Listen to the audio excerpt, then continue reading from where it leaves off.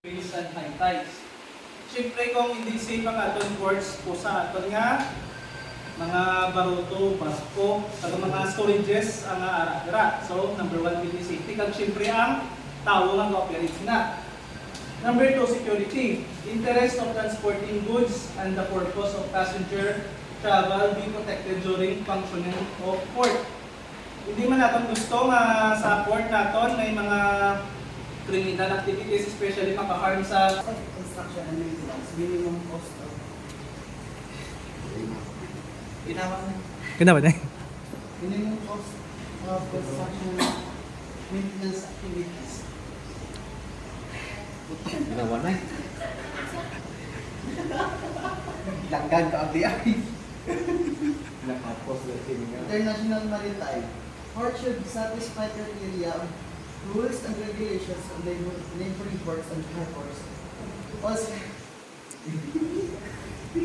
Also abide by international maritime conventions, agreement, and laws. So, sponsor, di ba, ng self-explanatory naman yan. Okay na? Sir? Kena. Sides of a river with shallow depth of water used for transferring river traffic such as barges and shallow vessels. Sa river port pinagkag yung mga gamay lang. Ginagamit pang isda, magdala ng mga mabukat na bagay para mapawas. Cruise home port. Hindi na sila start. Joke lang. Ang cruise home port ay ginagamit para sa pag-embark at pag-disembark ng mga pasahero sa simula at pagtatapos ng kanilang cruise. Or kung sa madali kasi dita, dira sila parking. Dira sila park. Pila.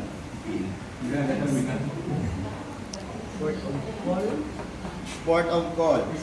Few intermediate stopping or halting locations along a sea coast on a sailing itinerary. Veterinary. Itinerary. Loading and unloading of goods and passengers also takes place. Cargo port.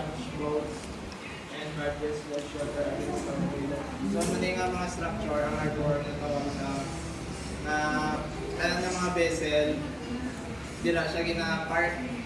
For example, may mga stormy or malayan na mga panahon, di na siya gina-afford para maging safe sa waves, sa mga hangin, para hindi sila kasama. Ang structure siya sa piers, jetties, or seawalls, back breakwaters.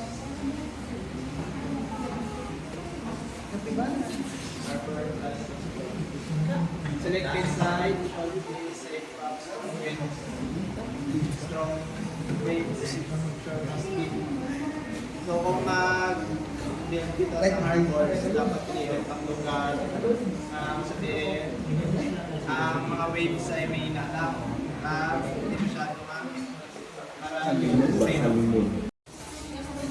We have 7 classification of harbors: 1 natural harbor, 2 semi-natural harbor, 3 artificial harbor, 4 commercial harbor, 5 military harbor, 6 harbor of Refuge. refuge, and 7 fishing harbor.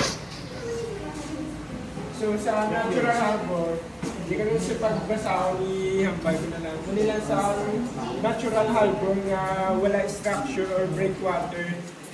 Gamo na, basta ang pwede lang din makadungka is mga sakto lang nga ship nga pwede lang, basta pwede makakapanawag ang ilaagport na dun sa semi-natural harbor, dili naman sa may mga breakwater na may mga harang para sa tides para hindi ba lang makasira. At pwede na di ang mga dagko na ships.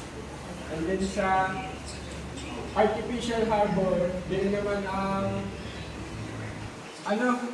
dako ng harbor, pwede na sa mga cruise ships, yung mga pampasahero, wala mga military harbor, hindi siya ang Pero sa kilid ah. harbor na used for military exercises and other na connected sa naval assets sa mga lugar.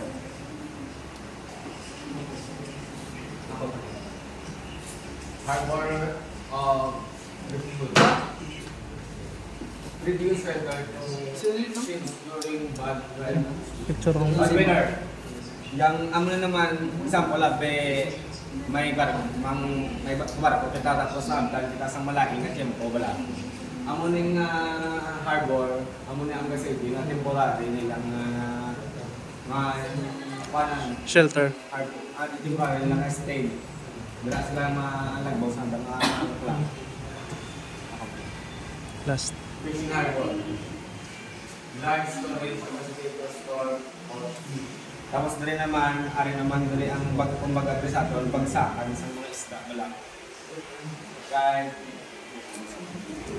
basta dali ang dali makita ang mga kalabanan na mga fishing vessels na nagadong pa.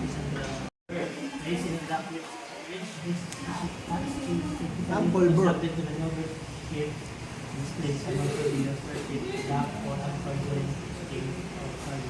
Kita ka lang siguro sa mga nagpo, mga clear, sa mga pang loading or loading sa mga cargo. Cargo, hindi naman. Platform constructed with the for metal, platform lies alongside of different Bubble gum. aluminum ship.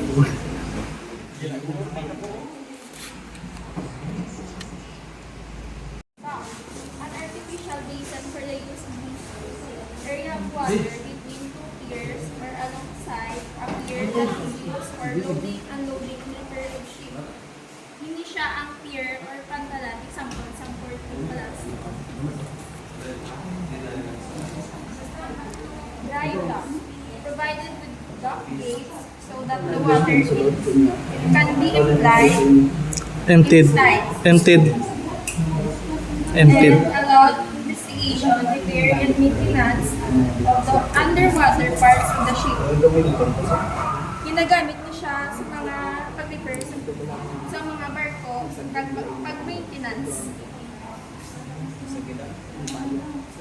Wet or impounding dock, type of dock in which water is impounded either by dock gates or by lock gates so that ship remains afloat at low tide